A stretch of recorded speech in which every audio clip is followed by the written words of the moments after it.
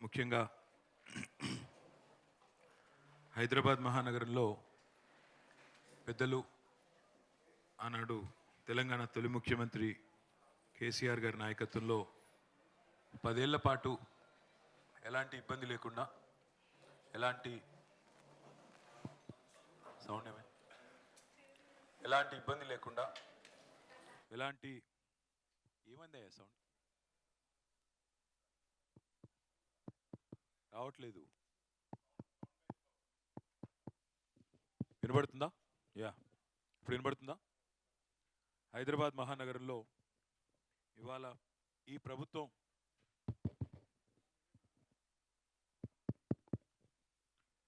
హైదరాబాద్ మహానగరంలో ఇవాళ హైడ్రా పేరిట ఈ ప్రభుత్వం చేస్తున్న అరాచకం వల్ల బాధితులైన సోదరులు సోదరిమణులు మీరందరూ కూడా గతంలో 2-3 సందర్భాల్లో మూసీ వల్ల హైడ్రా వల్ల ఇబ్బంది పడ్డ వాళ్ళు తెలంగాణ భవన్కి ఇక్కడికి వచ్చి మాకు న్యాయం చేయండి, మాకు సహాయంగా నిలబడండి, మాకు అండగా ఉండండి నేను అడిగినప్పుడు మరి ఆనాడు మూసీ బాధితులైతేనేమి హైడ్రా బాధితులైతేనేమి మా వంతుగా కొంత ప్రయత్నం చేశాం. కానీ ఈరోజు మనం ఇక్కడ మాట్లాడుకుంటున్నాం, ఈరోజు మనం ఇక్కడ అందరం కూర్చున్నాం. ఇదే నిమిషంలో ఈరోజే ఈ గంటకే హైడ్రా ఈరోజు చంద్రాయన్గుట్టలో ఒక పిల్లల స్కూల్ని కూలగొడతా ఉంది. ఇంకోవైపు అమీన్పూర్లో ఇదే నిమిషంలో ఇంకా కూల్చివేతలు కొనసాగుతూనే ఉన్నాయి. మనం ఎవరం కూడా నిజానికి అన్యాయాన్నో అక్రమాన్నో వాటిని సమర్థిస్తున్న వాళ్ళం కాదు. కానీ ఒక్కసారి వెనక్కి తిరిగి చూసుకుంటే 10 ఏళ్లలో ఏం జరిగింది అనే విషయం ఒకసారి ఆలోచించుకుంటే కేసీఆర్ గారి 10 ఏళ్ల పరిపాలనలో ఎక్కడ చూసినా మీకు నిర్మాణాలే కనబడతాయి, ఎక్కడ చూసినా కన్స్ట్రక్షన్ కనబడుతుంది. ఒక్క హైదరాబాద్ మహానగర పరిధిలోనే దాదాపు భారతదేశంలో ఎక్కడా లేని విధంగా 1,00,000 డబుల్ బెడ్రూమ్ ఇళ్ళ నిర్మాణాలు చేసుకున్నాం. 1,00,000 డబుల్ బెడ్రూమ్ ఇల్లు అంటే ఒక్కొక్క ఇల్లు దాదాపు 9 లక్షల ఖర్చు. అట్లాగే ఒక్కొక్క ఇల్లు 560 స్క్వేర్ ఫీట్లు. అంటే 1,00,000 ఇల్లు అంటే దాదాపు అదే మీకు 56 లక్షల పైచిలకు స్క్వేర్ ఫీట్లు ఓన్లీ 2 BHK ప్రోగ్రాంలోనే మనం కట్టుకున్నాం. రాజధాని నడిబొడ్డున మీకు తెలుసు వైట్ హౌస్నే తలదన్నే విధంగా సెక్రటేరియట్ నిర్మాణం చేసుకున్నాం, సచివాలయ భవనం కట్టుకున్నాం, దానికి డాక్టర్ బాబాసాహెబ్ అంబేద్కర్ గారి పేరు పెట్టుకున్నాం. అట్లాగే ఇన్నోవేషన్ క్యాపిటల్గా చేసుకోవడానికి టీ హబ్ అని పెట్టుకున్నాం, టీ వర్క్స్ అని పెట్టుకున్నాం, వి హబ్ అని పెట్టుకున్నాం, వాటిని కూడా కట్టుకున్నాం. ఈ బిల్డింగ్ పక్కనే తెలంగాణ భవన్ పక్కనే మీరు చూస్తే బయటికి పోయిన తర్వాత అతిపెద్ద భారతదేశంలోనే అతిపెద్ద పోలీస్ కమాండ్ కంట్రోల్ సెంటర్ ఇవాళ రేవంత్ రెడ్డి గారు అక్కడ కూర్చొనే పనిచేస్తూ ఉన్నాడు. కమాండ్ కంట్రోల్ సెంటర్ కూడా ఇంటిగ్రేటెడ్ కమాండ్ కంట్రోల్ సెంటర్ కట్టుకున్నాం. అట్లాగే హైదరాబాద్లో 42 ఫ్లైఓవర్లు, 42 అండర్ పాసులు, ఫ్లైఓవర్లు, బ్రిడ్జిలు, వాయువేగంతో రోడ్లు అవి నిర్మాణం చేసుకున్నాం. ఒక హైదరాబాద్లోనే కాదు, కొత్తగా జిల్లాలు ఏర్పాటు చేసుకొని కొత్త కలెక్టరేట్లు కట్టుకున్నాం. ఊరూరికి మిషన్ భగీరథ పేరిట వాటర్ ట్యాంకులు కట్టుకున్నాం. చివరికి ఫ్లోరైడ్ లాంటి మహమ్మారిని కూడా తరిమేదానికి కృష్ణాలోంచి నీళ్లు తీసుకొచ్చి గోదావరిలోంచి నీళ్లు తీసుకొచ్చి ఇంటింటికి నల్లబెట్టి నీళ్ళు ఇచ్చుకున్నాం. ప్రతి ఊరిలో వాటర్ ట్యాంకులు కట్టుకున్నాం.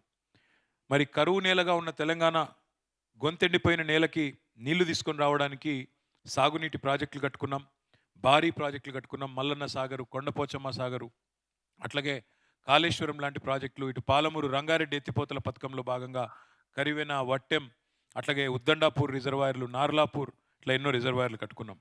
1-2 కాదు, తెలంగాణ వ్యాప్తంగా ఎటు చూసినా 2014 నుంచి 2023 వరకు నిర్మాణాలే చేసుకున్నాం. ఎక్కడికక్కడ కొత్త కొత్త నిర్మాణాలు చేసుకునే ప్రయత్నం చేసుకున్నాం. కానీ గత 2 సంవత్సరాలుగా ఏం జరుగుతూ ఉంది ఒక్కసారి నేను మీకు ఇప్పుడు వివరించే ప్రయత్నం చేస్తాను, చూపెట్టే ప్రయత్నం చేస్తాను. మీరు ఒక్కసారి దయచేసి ఆలోచించాలని చెప్పి కూడా నేను కోరుతా ఉన్నాను. ఈ 2 ఏళ్లలో కొత్తగా ఒక్క ఇటుక పెట్టలేదు, కొత్తగా ఒక్క రోడ్డు కట్టలేదు, కొత్తగా ఒక్క నిర్మాణము చేపట్టలేదు.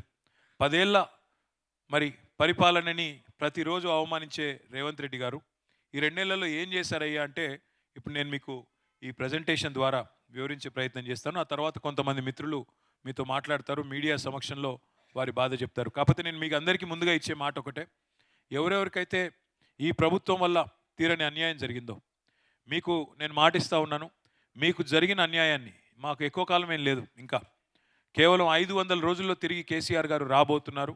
మీ ప్రతి ఒక్కరికి న్యాయం చేసే బాధ్యత నేను తీసుకుంటా అని చెప్పి నేను మీకు విజ్ఞప్తి చేస్తా ఉన్నాను.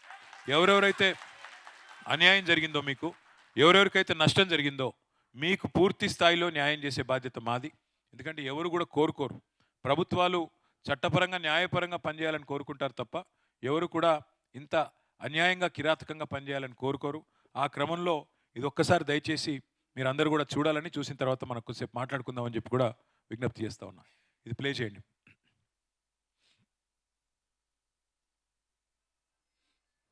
ఇచ్చేది వాళ్ళు, కూల్చేది వాళ్ళు, చంపేది కూడా వాళ్ళైతే బాగుండు. చంపేయండి, వదిలిపోద్ది. జబ్బు సార్, మమ్మల్ని కొట్టి చంపేసే సార్, ఇక చంపేయండి సార్.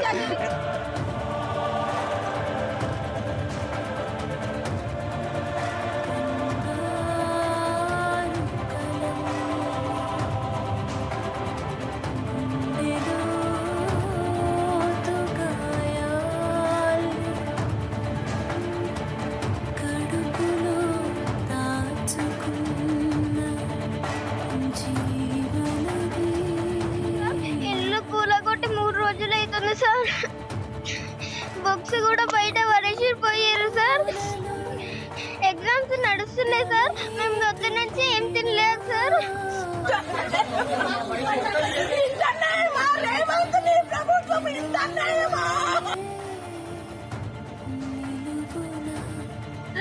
ఏం చేస్తారయ్యా మా బాధని.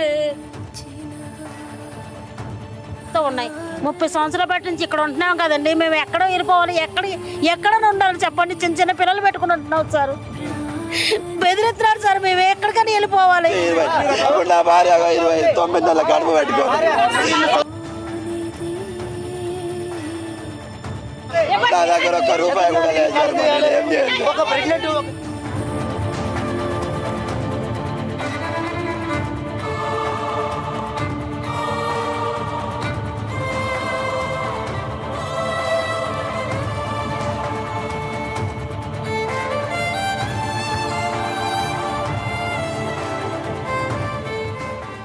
చూసింది మీకు స్పష్టంగా అర్థమయ్యేది.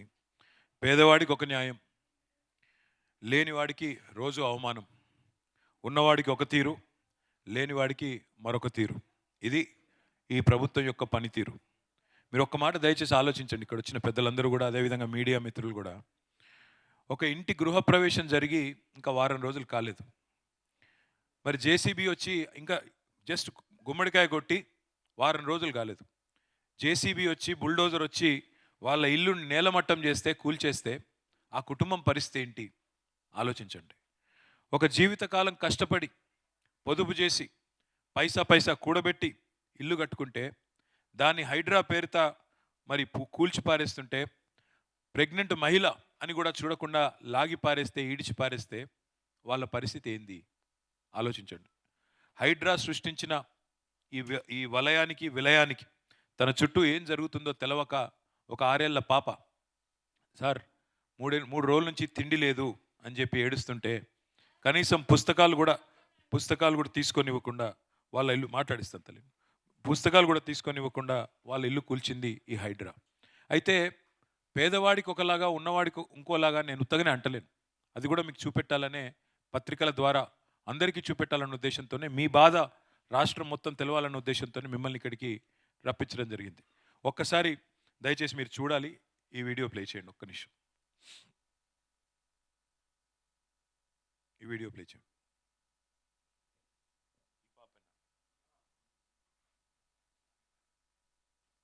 ప్లే చేస్తారా?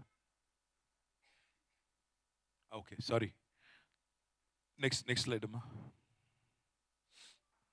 ఇది ఒక్కటి చూడండి. ఇది ఒక్కటి మీరు చూస్తే మీకు అర్థమవుతుంది. ఆయన ఉప ముఖ్యమంత్రి బట్టి విక్రమార్క గారు ఈ హైడ్రా విషయంలో, బట్టి విక్రమార్క గారు మరి ఆయనకి ఏమి ఇంట్రెస్ట్ ఉందో నాకు తెలియదు, కానీ ఒకరోజు పెద్ద ప్రజెంటేషన్ పెట్టారు. ఇది పెద్ద స్క్రీన్ పెట్టి ఇట్లాగే పెద్ద ప్రజెంటేషన్ ఇచ్చి ఇంతమంది అధికారులను కూర్చోబెట్టుకొని మేము చేస్తున్నది ఏదో చాలా గొప్ప పని అన్నట్టుగా ప్రజెంటేషన్ ఇచ్చారు. ఇచ్చి అంటే ఇక్కడ విచిత్రం ఏమంటే, ఆ రోజు విక్రమార్క గారు ఇచ్చిన ప్రజెంటేషన్లో చాలా విషయాలు చూపెడుతూ ఏమని, ఇదిగో ఇక్కడ పెద్ద బిల్డింగ్ కట్టారు, ఇక్కడ పెద్ద బిల్డర్ కట్టారు. ఇప్పుడు ఆ బిల్డర్ల పేర్లు చెప్తే నేను ఆ బిల్డర్లకు ఇబ్బంది అవుతుంది, అట్లాగే ఆ ప్రాజెక్టులకు ఇబ్బంది అవుతుంది, మేము ఎన్నడూ కూడా ఎవరిని ఇబ్బంది పెట్టిన వాళ్ళం కాదు. కాబట్టి నేను చెప్పడం లేదు. కానీ ఇంత పెద్ద మీటింగ్ పెట్టి, అంత పెద్ద స్క్రీన్ పెట్టి ఒక 15-20 పేర్లు చెప్పారు ఆయన. అర్ధగంట లోపల 15-20 ప్రాజెక్టులు అక్రమం అన్నట్టుగా, అదేదో చెరువుల్లో కట్టినారన్నట్టుగా ఇష్టం వచ్చినట్టుగా మాట్లాడారు. ఇవాళ మరి ఏం జరిగింది?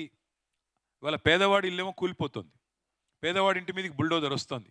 మరి ఆ 15 ప్రాజెక్టులు మాత్రం ఒక్క ఇటుక కూడా చెక్కు చెదరకుండా అట్లాగే అన్నీ బాగానే ఉన్నాయి. అంటే ఏం జరిగింది దీని వెనకాల? ప్రభుత్వ పెద్దలు పేర్లు ఎందుకు చెప్పారు, మళ్ళీ ఆ అపార్ట్మెంట్ల దగ్గరికి ఎందుకు పోలేదు, ఆ బిల్డర్ల దగ్గరికి ఎందుకు పోలేదు అంటే దీని వెనకాల జరిగింది ఏందో మతలబు మీకే అర్థమైందని నేను అనుకుంటా ఉన్నాను. ఇవాళ వాస్తవానికి ఎవరికైనా మధ్యతరగతి అయినా, దిగువ మధ్యతరగతి అయినా, పేదవారైనా కూడు గుడ్డ నీడ ఇవి ఎవరైనా కోరుకునేది ఈ మూడే: తిండి, బట్ట, అట్లాగే ఉండడానికి ఒక రక్షణ. అది గుడిసె కావచ్చు, ఇల్లు కావచ్చు, చిన్నిల్లు కావచ్చు. దీనికోసం పల్లెటూరు నుంచి ఇక్కడ తరలి వస్తూ ఉంటారు. పల్లెటూరుల నుంచి ఇక్కడికి వచ్చి కూలి పని చేసుకొని ఇటుక పేర్చుకొని మీరు ఇల్లు కట్టుకుంటే దాన్ని అర్ధరాత్రి అపరాత్రి అనే సోయి లేకుండా ఈ రకంగా వచ్చి కూలగొట్టి అందరికీ అన్యాయం చేస్తూ ఉన్నది వీళ్ళు. ఈ ప్రజెంటేషన్ ఏదైతే విక్రమార్క గారు ఇచ్చారో, డిప్యూటీ సీఎం గారు ఇచ్చారో, మనం ఆలోచించాల్సి ఉంది. నిజంగానే కాంగ్రెస్ది ప్రజాపాలన అయితే, నిజంగానే ఈ ప్రభుత్వానికి చిత్తశుద్ధి ఉంటే, చిన్న పెద్ద అనే తేడా లేకపోతే, పెద్దవాళ్ళని ఎందుకు ముట్టలేదు, పెద్దవాళ్ళని ఎందుకు కనీసం మీరు శిక్ష వేయలేదు, కనీసం వారికి ఎందుకు నోటీసులు అన్నా ఇవ్వలేదు, బట్టి విక్రమార్క గారు కానీ ప్రభుత్వంలో ఉండే పెద్దలు కానీ చెప్పే పరిస్థితి ఉందా? నిజంగానే హైడ్రా చేసేది మంచి అయితే మరి వాళ్ళు నిజంగానే సమాధానం చెప్పగలుగుతారా మీకు?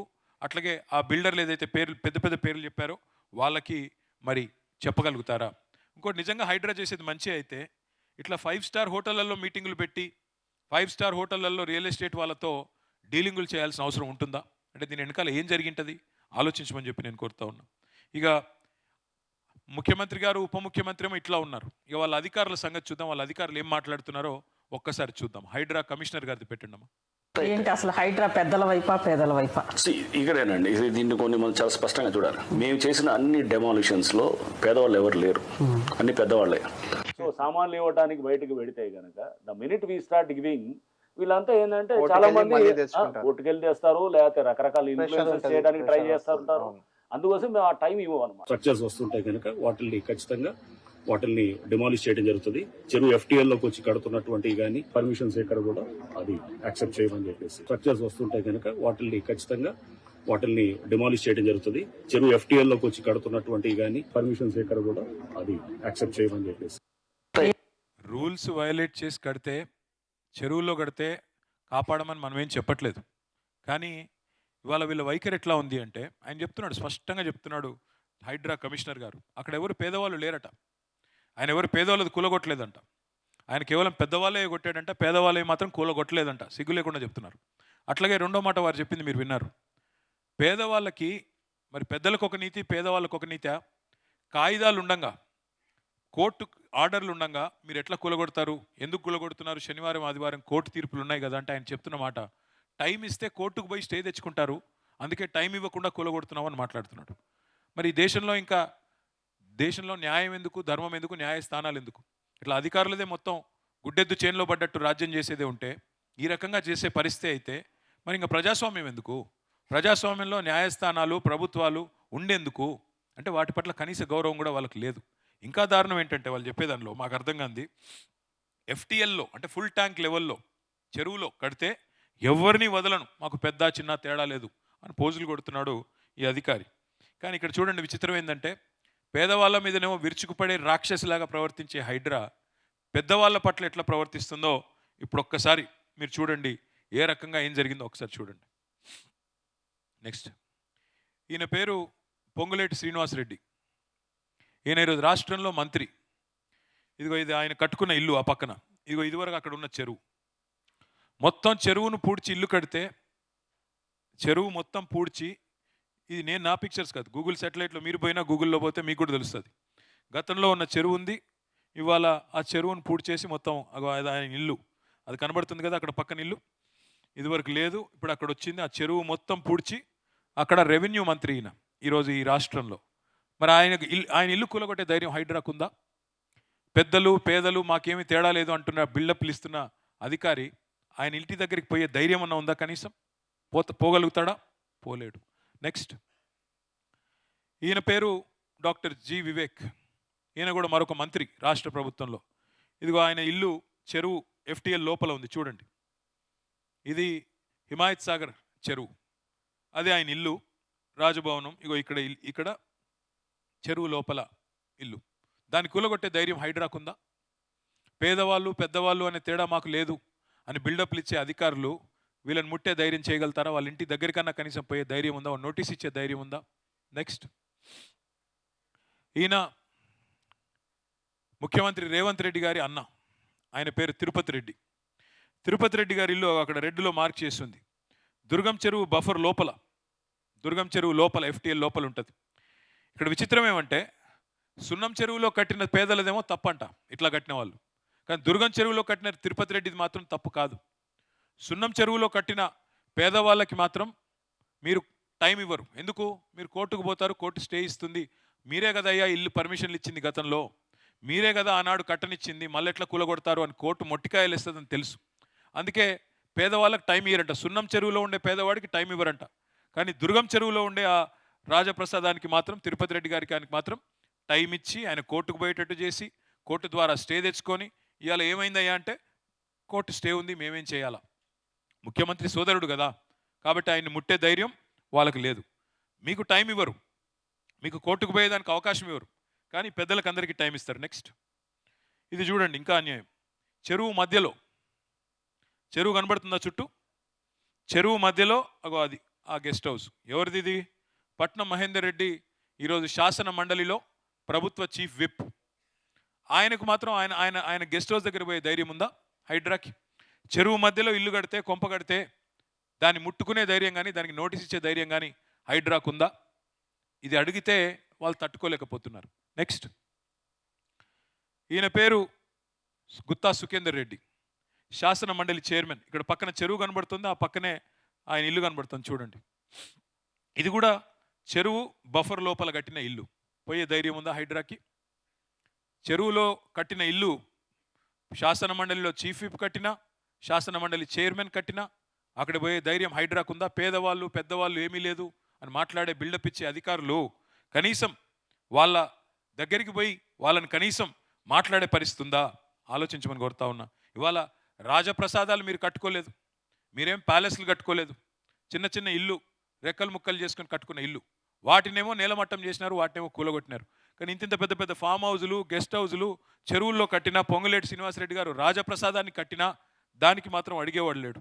అట్లాగే మీరు చూస్తే ఇంత చూడండి, మీరు ఒకసారి భవనం కూడా చూడండి, అది FTL లోపల FTL మార్కింగ్ అయ్యి హద్దురాయి పక్కనే ఉంది, అయినా దాన్ని ముట్టే ధైర్యం కానీ, దాన్ని పట్టుకునే ఇది కానీ పరిస్థితి కానీ లేదు. ఇంకా నెక్స్ట్, ఇది ఇంకా అరాచకం. ఈయన మా పార్టీలో గెలిచిన ఎమ్మెల్యే శేర్లింగంపల్లి, ఈయన పేరు ఆరికపూడి గాంధీ, బీఆర్ఎస్లో గెలిచాడు. ఈయనకు ఒక జాగా, ఇది ఎక్కడ? గాజుల రామారం. ఇప్పుడు మీ గాజుల రామారం బాలయ్య బస్తీలు వచ్చారు కదా ఇక్కడ, ఇక మీ పక్కదే ఈయనది. మీ అన్ని గులగొట్టిరు, మీ అన్ని ఇండ్లు గులగొట్టిరు, బుడ్డ ఇండ్లు, 60 గజాలు 50 గజాలు 40 గజాలు ఇండ్లేమో కూలగొట్టిండ్రు. పక్కకు ఆయనది 11 ఎకరాలు ఆయనది. మీతో పాటు ఆయనది కూడా కూలగొట్టినట్టు యాక్టింగ్ చేసినారు. చూడండి ఇప్పుడు ఏం చేసినారో. మళ్ళీ అదే అధికారులు, ఇదే హైడ్రా వాళ్ళు దగ్గరుండి, బ్లూ షీట్స్ కనబడుతున్నాయా? బ్లూ షీట్స్, ఆ బ్లూ షీట్స్ అన్ని దగ్గర ఉండి ఆరికపూడి గాంధీ పార్టీ మారిన దానికి ప్రతిఫలంగా నజరానాగా ఆయనకు ఆ 11 ఎకరాలు మంచిగా ఫెన్సింగ్ వేసి పేదవాళ్ళనేమో తరిమేసి తన్ని మీ మీద కేసులు పెట్టి ఆయనకు మాత్రం ఇలా బ్రహ్మాండంగా అక్కడ 11 ఎకరాలు బ్లూ షీట్లు వేసి ప్రభుత్వమే రక్షణ కవచంలాగా ఒక గోడలాగా నిలబడి కట్టించిన విషయం ఇక కూలగొట్టినట్టు ఇక్కడ మళ్ళీ తిరిగి కట్టించింది. అక్కడ ఇప్పుడు ప్రస్తుత పరిస్థితి అది. ఆ పక్కన ఆయనను మాత్రం ఏం డిస్టర్బ్ చేయట్లేదు, ఆయనను మాత్రం ముట్టుకోవట్లేదు. ఇంకా దారుణం ఏంటంటే ఇప్పుడు విచిత్రం ఈ గాంధీ గారి విషయం. మేము అడిగినాం కలెక్టర్ గారిని, ఏమయ్యా కలెక్టర్ గారు, మరి పేదవాళ్ళనేమో అక్కడి నుంచి తరిమేసినారు, మరి ఆయనకి ఎందుకు చేస్తున్నారంటే మాకు హద్దులు చూపట్లేదు, మాకు అక్కడ రెవెన్యూ విషయంలో ఏదో డిస్ప్యూట్ ఉంది, హద్దుల విషయంలో ఇబ్బంది ఉంది అని అంటున్నారు. మరి హద్దుల విషయంలో గాంధీ గారికి వస్తుందా ఇబ్బంది, మీకు రాదా? మరి మీకు మాత్రం ఒక న్యాయం, ఆయనకు ఒక న్యాయం ఉంటుందా? ఈ మాట అడిగితే అంటే కాంగ్రెస్లో చేరితే ఒక న్యాయం, కాంగ్రెస్ పార్టీలో లేకపోతే మీలాగా తన్ని అవతల పడేయాలా? పేదల ఇండ్ల మీదకి మాత్రం బుల్డోజర్లు, పెద్దల భూములకు మాత్రం పోలీస్ పహారాలు. ఇప్పుడు ఈ షీట్లు వేసి ఇచ్చింది ఎవరో కాదు, అధికారులే దగ్గరుండి, పోలీసు వాళ్ళు దగ్గర ఉండి గాంధీ గారి ఒత్తిడితో, ముఖ్యమంత్రి రేవంత్ రెడ్డి గారి ఒత్తిడితో మొత్తం షీట్లు వేసి ఇవాళ ఆయనకు పోలీసులు దగ్గరుండి రక్షణ కవచంలా కట్టించారు. నెక్స్ట్ ఇది చూడండి, ఇది మూసీని అడ్డంగా కట్టిన మూసీ నదిలో అడ్డంగా కట్టిన ప్రాజెక్టు. మొన్న మూసీలోకి నీళ్లు రేవంత్ రెడ్డి గారు నింపి నింపి నింపి హిమాయత్ సాగర్ అంతా నింపి ఉస్మాన్ సాగర్ నింపి ఒక్కసారి వదిలితే ఆ నీళ్ళన్నీ మొత్తం మూసీలోకి వచ్చినాయి. మూసీలో ఇది మూసీ నది, ఇది చూసేది మీకు కనబడేది మూసీ నది. ఆ మూసీలో అడ్డంగా కట్టిన పెద్ద ప్రాజెక్ట్ ఇది. దాన్ని ఆపే అధికారం కానీ దాన్ని ఆపే ధైర్యం కానీ హైడ్రాకు ఉందా? దాన్ని పోయి నోటీస్ ఇచ్చి ఎట్లా కడతావు మూసీకి అడ్డంగా, మూసీని కబ్జా పెట్టి ఎట్లా కడతావు అని అడిగే ధైర్యం ఉందా హైడ్రాకి? లేదు. అంటే పెద్ద బిల్డర్లు కడితే చక్కగా వాళ్ళకు సహకరించి వాళ్ళకు తానాతందాన ఆడి మొత్తంగా వాళ్ళకు చప్పట్లు కొట్టి వాళ్ళకు పక్కన నిలబడే ఆకాశం అంత అంతస్తులు కడుతుంటే కూడా, ఆకాశం అంత పెద్ద కడుతుంటే కూడా అదేమో వాళ్ళకి కనబడదు. కానీ ఇవాళ మొత్తం మూసీకి అడ్డంగా ఇది కడితే చివరికి మొత్తం కింద MGBS bus stand, Imlibun bus stand కూడా మునిగింది. మరి మూసీలో నీళ్ళు ఎక్కడికక్కడ ఇట్లా ఆపితే ఎక్కడికక్కడ కబ్జాలు పెడితే డెఫినెట్గా జరుగుతుంది కదా. దీన్ని మాత్రం అడ్డుకోరు. దీన్ని అడ్డుకునే మంత్రులై ముట్టరు, పెద్ద పెద్ద నాయకులే ముట్టరు. పెద్ద పెద్ద నాయకులకు పోలీసులే మంచిగా దగ్గర ఉండి, ప్రభుత్వమే దగ్గర ఉండి ఇవాళ హైడ్రాని మేము వ్యతిరేకిస్తున్నామంటే ఇక దీనికి వ్యతిరేకిస్తున్నాం. ప్రభుత్వం బ్లాక్మెయిల్కి, వేల కోట్లు సంపాదించడానికి, బిల్డర్లను బెదిరించడానికి, వాళ్ళ దగ్గర డబ్బులు లాగడానికి బ్లాక్మెయిల్ టూల్ లాగా వాడుతున్నది హైడ్రాన్ తప్ప పేదలకు కానీ ప్రజలకు కానీ ఏ లాభం జరగలేదు. కాబట్టి మేము వ్యతిరేకిస్తున్నాం తప్ప మంచి పని చేస్తే మేము ఎందుకు వద్దంటాం? ఇగో ఈ రకమైన కార్యక్రమాలు, ఈ రకమైన ద్వంద్వ ప్రమాణాలు, డబుల్ స్టాండర్డ్స్ని ఎక్స్పోజ్ చేయడానికే మిమ్మల్ని ఇక్కడికి రమ్మన్నది. ఇంకా దారుణం ఏమంటే వాళ్ళ నాయకుడు రాహుల్ గాంధీ గారు ఉన్నారు ఢిల్లీలో. ఆయన ఏమన్నారు ఒకసారి వినండి. कांग्रेस पार्टी यहाँ पे गरीबों की लड़ाई लड़ेगी और यहाँ पे जो हो रहा है बिल्कुल गलत हो रहा है और इसके खिलाफ कांग्रेस पार्टी हर इंच पे लड़ेगी. हम छोड़ने वाले नहीं है. गरीबों की लड़ाई लड़ रहा है वो मोदी का, वो सही ठीक है, मगर बुलडोजर मेरे शरीर के ऊपर से निकलेगा. अगर यहाँ निकलेगा तो मेरे ऊपर से निकलेगा. బుల్డోజర్ మేరే శరీర్కే ఊపర్ సే నిక్లేగా అంటే ఏంది? బుల్డోజర్ పోతే నా పెయి మీదకి వెళ్ళిపోవాలి, నా శరీరం మీదకి వెళ్ళిపోవాలని చెప్పి రాహుల్ గాంధీ గారు చెప్తున్నారు. మరి అక్కడ బుల్డోజర్ కింద పడుకుంది రాహుల్ గాంధీ గారేనా? అంటే ఢిల్లీలో, యూపీలో బుల్డోజర్ నడిస్తేనేమో రాహుల్ గాంధీ కోపం వస్తుంది. అదే తెలంగాణలో బుల్డోజర్ వచ్చి నీ ప్రభుత్వం, నీ కాంగ్రెస్ ప్రభుత్వం వచ్చి పేదల పుట్టగొడుతుంటే నీ ప్రభుత్వమే రిజిస్టర్ చేస్తుంది ఇల్లులు, నీ ప్రభుత్వమే కూలగొడుతుంది, నీ ప్రభుత్వమే పట్టాలు ఇస్తుంది, నీ ప్రభుత్వమే కూలగొడుతుంటే ఎక్కడున్నారు రాహుల్ గాంధీ గారు? కనీసం ఫోన్ చేసి ముఖ్యమంత్రికి చెప్పొస్తలేదా? చేయకయ్యా ఈ పని, తప్పు పని చేస్తున్నావు అని చెప్పే ధైర్యం కూడా లేదా? ఇక్కడ నుంచి వచ్చే డబ్బులు మూటలు ఆగిపోతాయనా? ఏంది నీ భయం? ఇంకొక మాట నెక్స్ట్ కూడా చూడండి ఒకసారి. నీళ్ళు కూడా పోయిందమ్మా.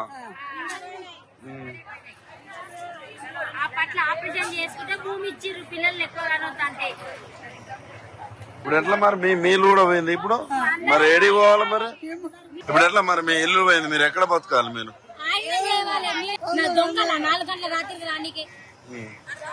అంటే మీరు కబ్జా చేసిరు అంటున్నారు. అంటే ఇందిరమ్మ ఇచ్చిందని అంటే ఇప్పుడు మీరు ఇందిరాగాంధీ ఇచ్చింది అంటున్నారు. మళ్ళీ అదే కాంగ్రెస్ పార్టీ అమ్మ ఇప్పుడు. ఇక్కడ విచిత్రమైన విషయం ఇది కొండాపూర్, శేర్లింగంపల్లి మండలం కొండాపూర్లో ఈ సైటు. ఇక్కడ 1980లో ఇందిరాగాంధీ గారు ఇంకా అప్పటికి బతుకున్నారు, 84 దాకా. ఆ టైంలో కుటుంబ నియంత్రణ ఆపరేషన్లు చేయించుకుంటే వాళ్ళకి ప్రోత్సాహం కింద ఆ రోజు పట్టాలు ఇచ్చారు. ఇందిరాగాంధీ ప్రభుత్వం ఇచ్చింది. దాని పేరు ఇందిరమ్మ కాలనీ అనుకుంటా కొండాపూర్లో. ఇవాళ ఆ ఇందిరమ్మ కాలనీలో ఇందిరమ్మ రాజ్యం అని చెప్పుకునే రేవంత్ రెడ్డి గారి ప్రభుత్వం వాళ్ళందరినీ ఎలగొట్టింది. అక్కడ ఎవరో బిల్డర్ కోసమో పెద్దవాడి కోసమో వాళ్ళందరినీ తరిమేసి ఇందిరాగాంధీ గారు ఇచ్చిన పట్టాలు రద్దు చేసి ఇవాళ వాళ్ళని మెడల్ బట్టి బయటికి నూకితే ఇది వాళ్ళ ఆక్రోషం. నేను ఇంకొక మాట ఇక్కడ ఆలోచించమని కోరుతున్నా. హైడ్రా చేసేది న్యాయమే అయితే, హైడ్రా చేసేది కరెక్టే అయితే అర్ధరాత్రులు, అపరాత్రులు, శనివారాలు, ఆదివారాలు ఎందుకు వస్తారండి? నోటీస్ ఎందుకు ఇవ్వరు? ఎందుకు నోటీస్ ఇవ్వవు? నువ్వు నిజంగా నువ్వు న్యాయబద్ధంగా, ధర్మబద్ధంగా నువ్వు చేసే పని కరెక్టే అయితే నోటీస్ ఇవ్వడానికి, ప్రజల దగ్గర ఉన్న కాగితాలు చూడడానికి నీకు వచ్చిన ఇబ్బంది ఏంది? ఆ మాట అడిగితే చెప్పట్లేదు. వాళ్ళ జనం ఈ రకంగా మాట్లాడుతున్నారు. ఇంకా విచిత్రమైన ఒక విషయం నేను చూపెట్టి నేను ముగిస్తాను. అంటే ఎంత అన్యాయం అంటే, తెలంగాణలో సామెత ఉంది, ఓడ మీద ఉన్నప్పుడు ఓడమల్లన్న, ఒడ్డుకెక్కినాక బోడమల్లన్న అని. ఒక్కసారి ఇప్పుడు ముఖ్యమంత్రి రేవంత్ రెడ్డి గారు ఆనాడు ప్రతిపక్షంలో ఉన్నప్పుడు ఏం మాట్లాడారో అది కూడా చూడండి ఒక్కసారి. అయ్యప్ప సొసైటీలో ఉన్న పలంగా రూపాయి జమేసి ఉద్యోగస్తులు 200 గజాలు 400 గజాల కట్టుకుంటే జేసీబీలు పెద్ద పెద్ద మిషన్లు తీసుకొని వెళ్ళి పాపం నేలమట్టం చేసిండు. క్రిమినల్ వేస్ట్, ఇసుక, సిమెంటు, మిగతాయి చట్టంలో ఒకవేళ ఇర్రెగ్యులారిటీ జరిగినా రెగ్యులరైజ్ చేయడానికి చట్టంలో నిబంధన ఉంది. రెగ్యులరైజ్ చేయడానికి you have a certain rules and regulations. Criminal వేస్ట్గా మొత్తం ఉన్న పలంగా నేలమట్టం చేయాల్సిన అవసరం ఉందా సార్? అయినారు కదా ఆయన సుభాషితాలు. క్రిమినల్ వేస్ట్ కూలగొట్టడం తప్పు, ప్రతిపక్షంలో ఉన్నప్పుడేమో కూలగొట్టడం తప్పు, కూల్చివేతలు తప్పు. Criminal waste of public money తప్పులైతే రెగ్యులరైజ్ చేయాలి. ఇవన్నీ రేవంత్ రెడ్డి గారు చెప్పింది, నేను చెప్పింది కాదు. ప్రతిపక్షంలో ఉన్నప్పుడు రేవంత్ రెడ్డి గారు స్వయంగా చెప్పిన మాటలు. తప్పు జరిగితే క్రమబద్ధీకరించండి, రెగ్యులరైజ్ చేయండి, నోటీసులు ఇవ్వండి, కూలగట్టకండి. కఠిన నిర్మాణాలు కూలగొడితే ప్రజలు రెక్కలు ముక్కలు చేసుకొని సంపాదించిన డబ్బులు వృధా అవుతాయి. ఇది నేను చెప్తున్న మాటలు కాదు, ఇంకోటో చెప్తున్న మాటలు కాదు. ఇవాళ ముఖ్యమంత్రిగా ఉన్న రేవంత్ రెడ్డి గారు ప్రతిపక్షంలో చెప్పిన మాటలు.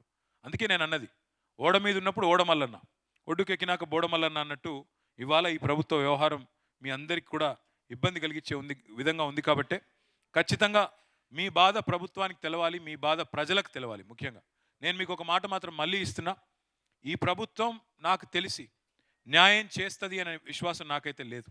ఎందుకంటే కూలగొట్టిందే వాళ్ళు, అన్యాయం చేసిందే వాళ్ళు. అటు వాళ్ళు న్యాయం చేస్తారని నేను అనుకోడు.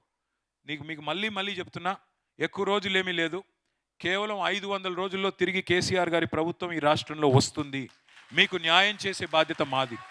మీకు మీకు మీకు మీకు ఒక్క నిమిషం, మీకేదో నేను సాంత్వన కోసమో, మీకేదో ఇప్పటికిప్పుడు మీ మనసు గెలుచుకోవడానికి నేను చెప్తున్న మాట కాదు. 10 ఏళ్ళు మేము ఎవరికి అన్యాయం చేయకుండా ప్రభుత్వాన్ని నడిపాం. 10 ఏళ్ళు పేదవాడికి అవసరమైతే సహాయం చేసే పని చేసినాం తప్ప చెడగొట్టే పని ఎక్కడా కూడా చేయలేదు. అందుకే ఇవాళ కొద్దిమంది మిత్రులు, చాలామంది వచ్చారు, మీరు